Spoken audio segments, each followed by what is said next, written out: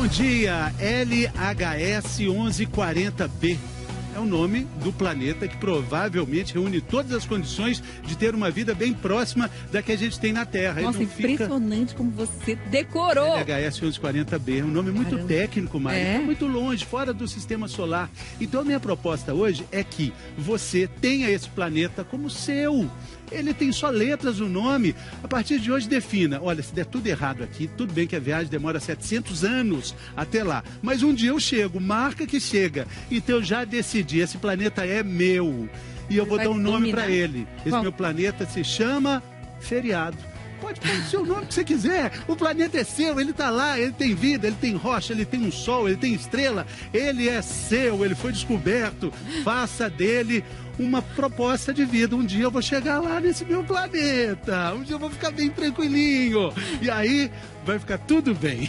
Eu prefiro ficar tranquilo agora. Agora também é bom. Agora é bom, sabe por quê? É Porque a gente vai falar de massagem, gente. Olha que maravilha. O que faz uma massagem ser terapêutica? O que faz uma massagem ser relaxante?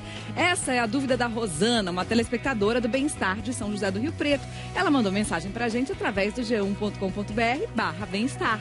E aí, a gente gostou tanto, mas gostou tanto da pergunta dela, que resolveu fazer um programa inteiro para responder. A doutora Denise Thieme, que é especialista, ou melhor, que tem formação em medicina integrativa, vai explicar os benefícios da massagem terapêutica em pacientes internados com doenças graves. E a fisioterapeuta Inês Nakashima, que também está aqui hoje conosco, vai falar de outros tipos de massagem. A linfática, por exemplo, será que ela serve para emagrecer? A drenagem linfática não vai emagrecer ninguém. A gente diminui aquele líquido retido no tecido, mas a quantidade de gordura, de célula de gordura, tecido adiposo continua lá. Tem uma outra massagem que sai muito mais em conta. Quem faz? Você mesmo. Só precisa aprender. Você começa a fazer, aquilo começa a relaxar. É bom que todo mundo fizesse isso dia a dia. A gente quer lembrar que você sempre pode falar com Bem-Estar, seja pelo g1.com.br/bem-estar, seja pelo falecomAredeglobo.com.br ou pela nossa central de atendimento, o CAT 40022884. Foi o que a Rosana, de São José do Rio Preto, fez. Meu nome é Rosana e eu sou de São José do Rio Preto. A minha pergunta é quando uma massagem ela é considerada massagem terapêutica? Bom, vamos responder então, doutora Denise. Quando uma massagem é considerada massagem terapêutica? Vem mais para cá, para a gente ficar mais pertinho. Quando que uma massagem é considerada terapêutica? Olha, Mariana, ela é considerada terapêutica quando o efeito é terapêutico, né? Então, quando a pessoa ou o paciente procura essa massagem por alguma situação clínica, algum sinal, algum sintoma ou mesmo alguma doença, né? E mais do que isso, nessa relação do paciente com o profissional, quando o profissional tem uma atenção àquilo que o paciente ou a pessoa está desejando e quando esse objetivo é alcançado, a gente pode dizer que o efeito da massagem foi terapêutico. Então, mais especificamente do que o tipo da massagem, é a indicação da massagem. Com certeza, com certeza. E dentro disso a gente tem várias possibilidades de massagem e como a gente comentou antes, né, depende da situação. A massagem pode ser utilizada no ambiente hospitalar ou pode ser utilizada em consultórios, em clínicas, né, dependendo do que a pessoa deseja. Inês, normalmente a gente associa, né, uma massagem relaxante a uma massagem que dói bastante também. É comum a massagem tem que doer? Não, necessariamente não, Fernando. Tem pessoas que têm limiares de dor diferente e a massagem ela tem que respeitar a individualidade, a própria genética também de cada pessoa. Então o terapeuta, né, o técnico, o massoterapeuta, ele tem que sempre estar em contato, sempre tem que estar perguntando para o paciente, para o cliente, quanto pode que está essa... mais. Exatamente, está muito forte, se estiver muito forte, ou ver que a pessoa, às vezes ela fica com vergonha de falar, ou acha que tem que ser assim mesmo, fica fazendo aquela expressão de dor, ou fica fugindo um pouquinho, né? Nesse momento tem que diminuir um pouquinho a pressão. Falar ai, né? Quando vai aumentando a intensidade do ai, tem que diminuir um pouco. E se ficar roxo? Sinal de que passou um pouquinho do limite, né? Existem alguns recursos, assim, que não chega a ser massagem, mas a ventosa, por exemplo, ela acaba deixando roxos, né? E isso é um dos efeitos mesmo desejado, mas na massagem em si, não. Não é para ficar roxo, então? Não é para ficar roxo. Se não é para desconfiar. Vamos entender um pouquinho o que a massagem faz? Até onde que a massagem chega no nosso corpo, né? Porque isso é uma coisa interessante. A gente vê a pessoa lá mexendo na nossa pele. O que está acontecendo nessa hora? Faz lá o toque aqui na pele e aí atinge algumas terminações nervosas. É isso que acontece? Isso. O primeiro contato que a massagem tem é com a pele mesmo. Aqui na pele a gente tem diversas terminações nervosas que vão informando para o nosso cérebro a pressão, a temperatura.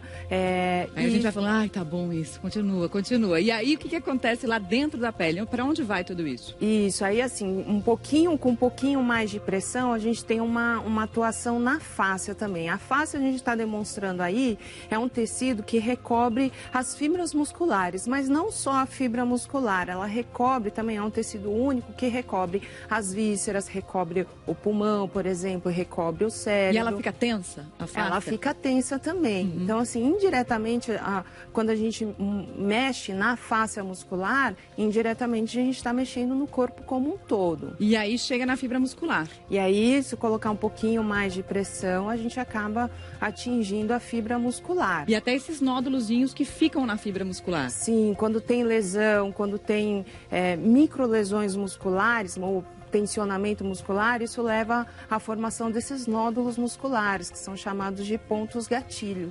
E aí a massagem ou diversas técnicas têm como desfazer ou soltar essas fibras musculares que estão entrelaçadas.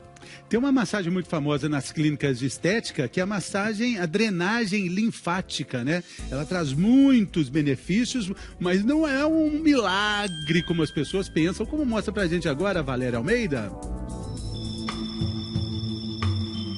A drenagem linfática é muito mais do que um procedimento estético. Ela é utilizada para tratamento da celulite, tratamento da olheira e também da acne, até grau 2 que a esteticista pode tratar. Por quê? Porque ali você tem um acúmulo de líquidos na região, um problema circulatório, e ela vai me ajudar a melhorar esse problema de circulação. Esse acúmulo de líquido na camada da pele acontece por muitos fatores, inclusive pelas alterações hormonais que as mulheres conhecem bem. Quando a gente faz a drenagem linfática manual, a gente imita os movimentos naturais do sistema linfático e faz com que ele tenha um ganho de velocidade. Isso pode ser aumentado às vezes em 10 a 20 vezes a velocidade normal de trabalho dele. A técnica acelera e leva o líquido para o lugar certo, para os capilares linfáticos. Vou nas regiões do braço, das pernas, e aí eu vou levando aquela água que está lá retida no tecido, que eu jogo para esses capilares linfáticos, eu vou conduzindo para esses ralinhos. Para quê? Para que eles possam ser eliminados pelo corpo. Depois de uma sessão, parece até que foi possível emagrecer sem fazer esforço, mas A drenagem linfática não vai emagrecer ninguém. A gente diminui aquele líquido retido no tecido, mas a quantidade de gordura, de célula de gordura, tecido adiposo continua lá. Apesar de ter ganhado fama por todos os benefícios estéticos, a drenagem linfática manual tem funções que vão além disso. Ela é também uma importante aliada em tratamentos pós-operatórios. A drenagem linfática tem 100% de ação, por exemplo, na cirurgia plástica, que é realizada na pele, onde 80% do sistema linfático se encontra. Na prática, isso reduz em 50% o tempo de recuperação. E ela também ajuda em cirurgias vasculares, ortopédicas e cesarianas. Eu tenho uma aceleração do processo de reparo, de regeneração do tecido também, justamente porque eu tiro esse excesso de proteína, reduzo o edema e aí o organismo consegue trabalhar melhor recuperando esse tecido. Mas olha só, para dar certo, ela precisa ser feita, claro, de forma correta. Aquela história de fui fazer uma drenagem linfática e fiquei roxa, isso não existe, né? Drenagem sempre é uma coisa suave, lenta, monótona, que leva ao relaxamento, dá sono, gera um conforto absoluto, mesmo quando é um paciente de cirurgia plástica. Informação importante, então, sair com o roxo depois da massagem não é normal, não é para isso que a massagem é indicada. E tem muitas dúvidas, doutora Denise, chegando agora, sobre grávidas, com medo de um procedimento que possa agredir o bebê. Essa Silvia representa outras dúvidas também. Ela está dizendo, é verdade que gestante não pode receber massagem? Não, isso não é verdade. A massagem deve ser adaptada à condição do paciente. Então, é lógico, dependendo da fase da gravidez, se o abdômen já está mais aumentado, se houve um deslocamento aí do centro de gravidade. Até o próprio corpo da mulher, o peso que ela tinha antes, o que ela está com a gravidez. Com certeza, e como a Inês comentou, a tolerabilidade dessa paciente também à massagem, ao procedimento. Mas com certeza grávidas podem se beneficiar da massagem, principalmente naquelas queixas mais comuns de dor nas costas, dores nas pernas. Orientação de postura também, Sim, com certeza. Qual seria o tipo? A gente poderia dizer um tipo específico de uma massagem mais indicada para as grávidas? Então, não existe nenhum tipo específico, mas a gente sabe que a massagem clássica, de uma forma geral, é uma massagem que é indicada. Como a gente viu no VT, o profissional precisa estar habilitado, precisa saber quais são as adaptações que ele precisa fazer. A drenagem linfática que a gente viu agora também é boa para a gestante, para diminuir inchaço, por exemplo, das pernas? Sim, geralmente as gestantes, pelo aumento de peso, elas acabam ficando com essa sensação de peso nas pernas por causa do próprio inchaço. Então, a drenagem linfática, ela tem sim, claro que não da mesma forma que é feito numa pessoa não grávida, com muito mais cuidado e tendo também, evitando também qualquer contraindicação, qualquer risco de gravidez, não deve ser feita a drenagem. Mas tendo indicação, sim, é muito bom e elas geralmente se sentem muito bem e levam a gravidez assim até o final, geralmente com menos inchaço, sim, menos desconforto, com mais qualidade de vida, com mais bem-estar mesmo.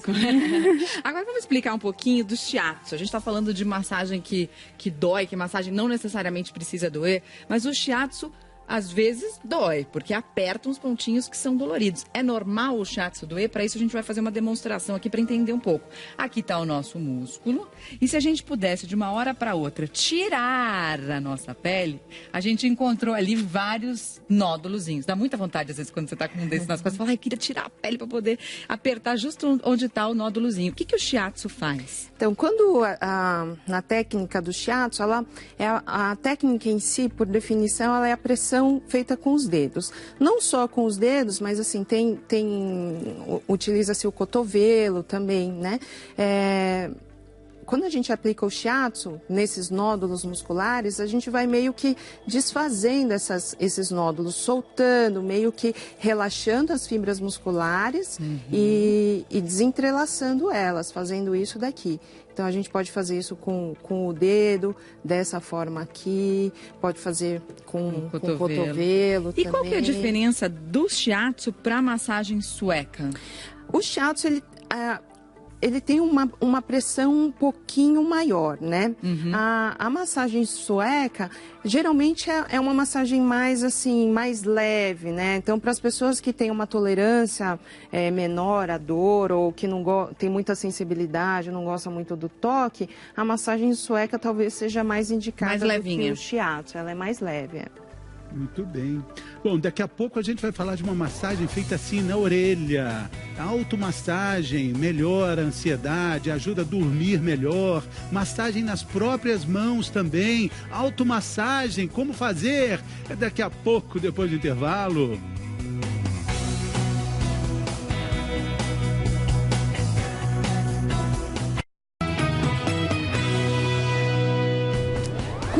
Coisa a gente tem que resolver por dia, Às vezes você corre, resolve tudo, aí no final do dia você esqueceu muitas vezes do que era mais importante, que era cuidar de você mesmo. Como é que a gente faz para cuidar da gente, para parar um tempinho e ficar com a gente? Automassagem pode ser uma boa solução e a Valéria Almeida vai mostrar. O Bem-Estar vai ensinar uma técnica que é simples como um carinho e traz benefícios para o corpo e para a mente. É a automassagem. Com a automassagem você consegue alívio de dor, relaxamento, o bem-estar, para iniciar um bom dia de trabalho, iniciar alguma atividade laboral, ou mesmo começar alguma atividade física. A automassagem massagem por reflexo na orelha, por exemplo, estimula partes estratégicas do corpo.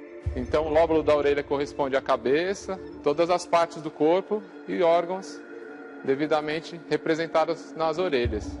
Com os polegares no lóbulo, na parte de trás da orelha, indicadores pela frente.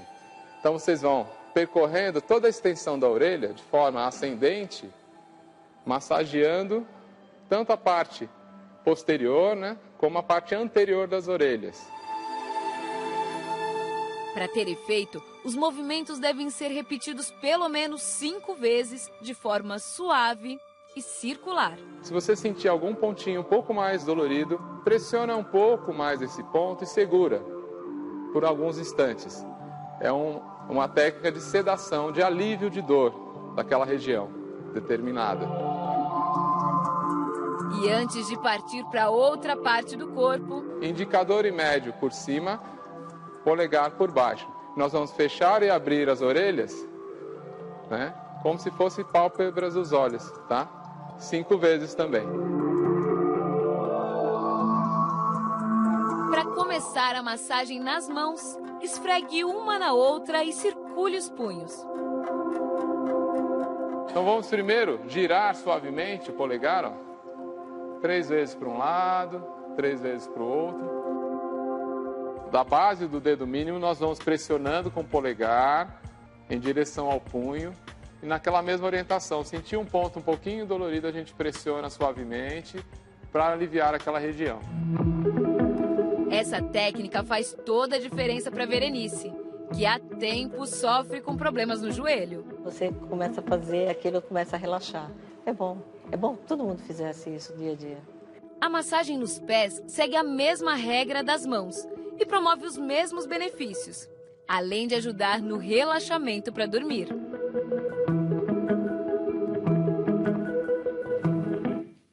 Que interessante. Então a saída está nas próprias mãos, Inês? Sim. Isso faz parte da reflexologia? Sim, nas mãos a gente tem também representação de todo, reflexos, representação mesmo de todo o nosso corpo aqui nas nossas mãos. Nas orelhas, no crânio pés. E nos pés também. Eu não queria que você assustasse com a minha meia, mas eu queria mostrar para os telespectadores que no pé a gente tem um exemplo de um mapa do nosso corpo, né?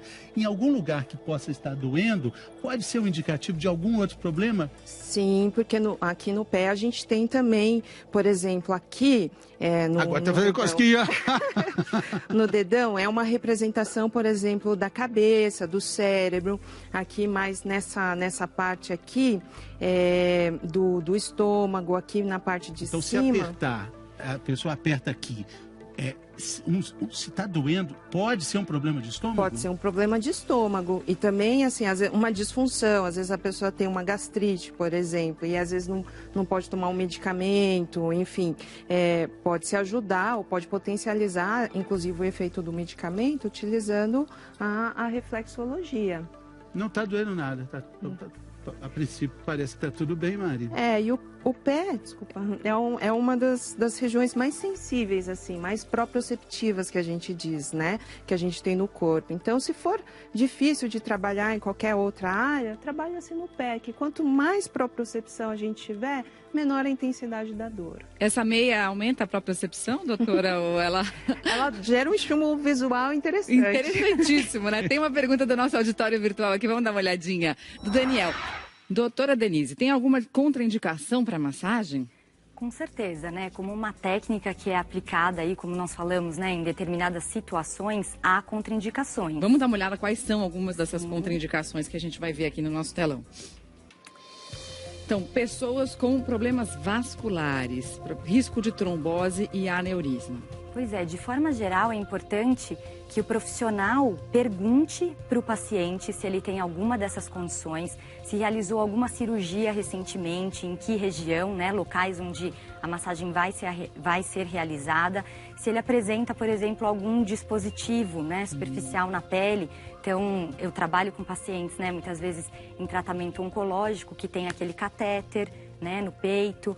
mas, em geral, problemas vasculares, o risco de trombose e o próprio aneurisma são contraindicações que devem ser consideradas. E eu acho que o mais importante é, na dúvida, conversar com o médico responsável, né? Tanto o profissional que vai aplicar a massagem, quanto o próprio paciente. E nessa hora, claro, não esconder informações do médico, que é super importante dizer realmente aquilo que você tem no corpo.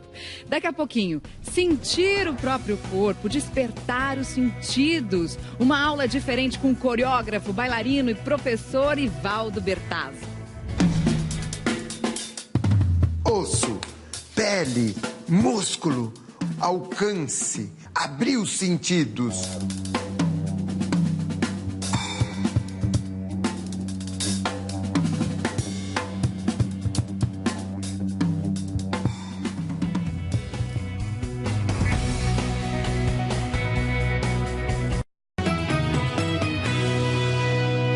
Bem-vindo de volta ao Bem-Estar. Agora é hora do G1 em 1 minuto.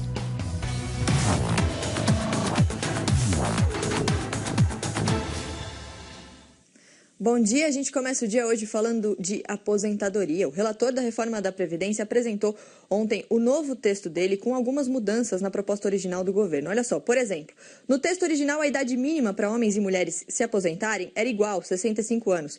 Nessa nova proposta, a idade mínima é progressiva e a das mulheres diminui para 62. Outro exemplo é a questão do benefício integral, que antes, para receber, você precisaria de 49 anos de contribuição e agora 40. Tem um monte de detalhe nessas mudanças. Entra lá no G1 para conferir, lembrando que são propostas que precisam ainda ser votadas na Câmara. Falando agora de Enem, no ano passado o MEC gastou pouco mais de R$ 91 por pessoa que participou do Enem. Olha só no gráfico, foi a primeira vez desde 2010 que esse valor caiu. Em 2015 passou de R$ 93. Um dos motivos é que em 2016 mais gente participou, então isso acabou diluindo os gastos para o governo. Lembrando que esse ano a taxa de inscrição do Enem vai ficar mais cara, vai passar de R$ 68 para R$ 82, inscrições que começam já no mês que vem. E sabe que dia é hoje? Hoje é Dia Nacional do Disco. E se tem alguém para comemorar, esse alguém é o Miguel, do interior de São Paulo. Ele tem uma coleção com 100 mil discos. É disco que não acaba mais. Ele investiu R$ 1 milhão nessa coleção em mais ou menos 20 anos. Mari, Fê. E sabe que dia é hoje, Mari? Dia de aniversário do G1 em 1 minuto! Sim! 2 anos! Parabéns! Quantos minutos juntos, Mari! Que felicidade pra gente, viu? Que venham muitos mais. Muitos mais. Parabéns para toda essa equipe maravilhosa, uma parceria que deixa a gente muito feliz. Muito parabéns. Bom ter vocês aqui com a gente, muito Mari. Bom. Parabéns. Passou muito rápido. Obrigada. Beijo para todo mundo. Beijo. Até mais. Bom, vocês viram, né? Antes do intervalo, a Mari estava falando do nosso queridíssimo coreógrafo, educador, bailarino, Ivaldo Bertazzo. Ele produziu com o selo Sesc de qualidade um documentário fantástico sobre o corpo, maneiras de redescobrir o movimento, melhorar a consciência corporal. E a gente quer te convidar a assistir um trecho.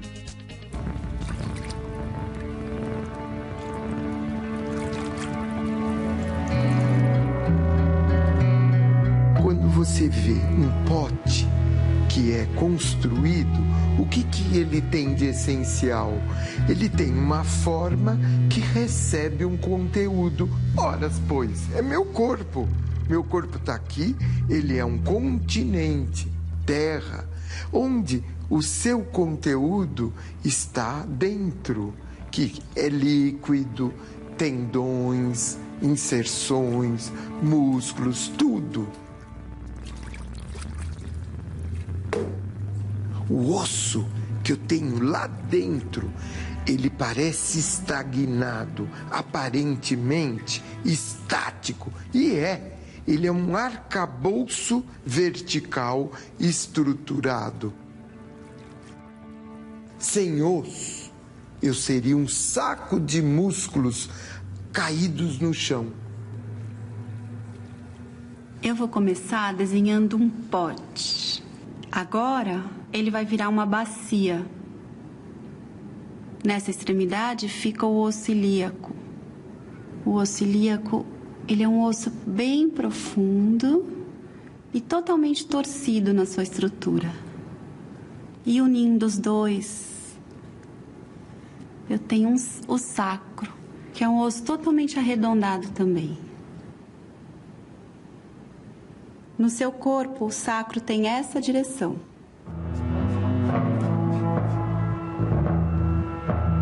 Vamos modelar o esqueleto. Ele nos revela a essência da forma humana, estrutura que nos mantém suspensos no espaço. Bata, vibre, percuta, agite seus ossos, defina-os como vigas de sustentação, desenhando sua geometria no seu pensamento. As articulações possuem engrenagens muito precisas. As cartilagens que as revestem possuem uma tarefa audaciosa. Deverão agir como amortecedores, protegendo-nos dos choques resultantes da atração do nosso corpo ao solo. E para que tudo isso se manifeste em sua soberania física, é necessário revestirmos o esqueleto de músculos. Quando contraem, mobilizam um osso em relação a outro em torno de uma articulação, pois alguns músculos cumprirão duas funções: deslocar, procurar, deter, alcançar. A outra função, mais silenciosa, nos ajudarão a conquistar a imobilidade, a possibilidade de nos manter estáticos, promovendo solidez, transmitindo sensações de unidade. Um corpo harmonioso deveria estabelecer uma relação democrática entre o conjunto de seus músculos. A grande vocação do músculo é se contrair. Porém, em algum momento, ele deverá ser alongado, estabelecendo um ir e vir ritmado, permeado por breves pausas. Um músculo em constante estado de tensão se tetaniza e perde suas qualidades de densidade e elasticidade. Osso, pele, músculo, alcance, abrir os sentidos, o ouvido, o olhar, toda a organização da face, a minha mão, o meu pé. Encontre o ritmo dentro de si e evite que ele se interrompa.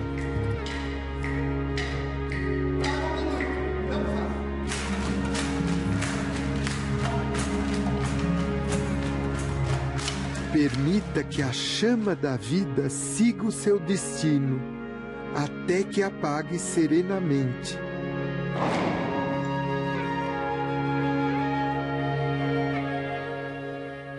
Que lindo, né? Encontre o ritmo dentro de si. Se você quiser mais informações sobre esse documentário, você entra lá na nossa página da internet, que tem mais informações, g1.com.br/bem-estar. E outras informações sobre o programa de hoje, Globoplay, você já sabe, pode conferir tudo lá. Muito obrigado pela presença, muito obrigado. Voltem sempre, programa ótimo, relaxante, tranquilo na medida. Ótimo para uma véspera de feriado. Se cuida, gente. Vem aí Fátima Bernardes com mais um encontro. A gente se vê de novo amanhã, hein?